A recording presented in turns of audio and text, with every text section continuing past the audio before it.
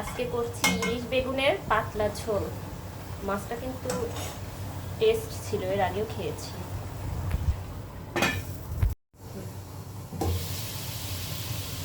Wow, সুন্দর colour আসছে।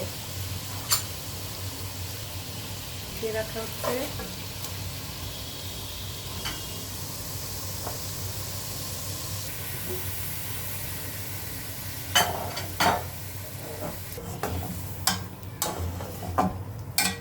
কাঁটাওয়ালা বেগুন দিয়ে ইলিশ মাছ খেতে অনেক মজা। খোঁজাখুঁজি পরে পেলাম কাঁটাওয়ালা বেগুন।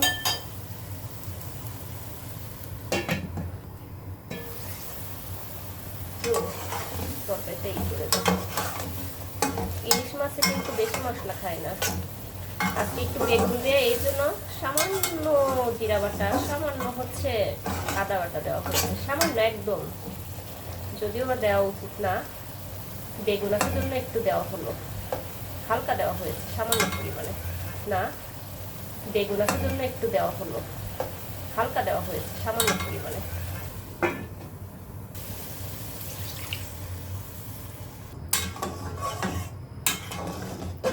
সবুজ সবুজ একদম বেগুনগুলো আছে, কিন্তু সিদ্ধ হয়ে গিয়েছে।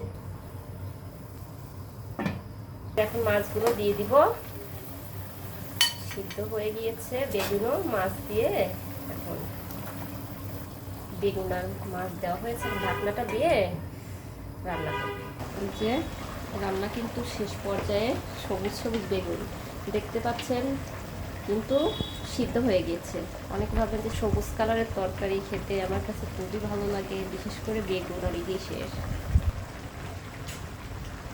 ওয়াও, এই যে আমাদের ইলিশ বেগুন রান্না রেডি।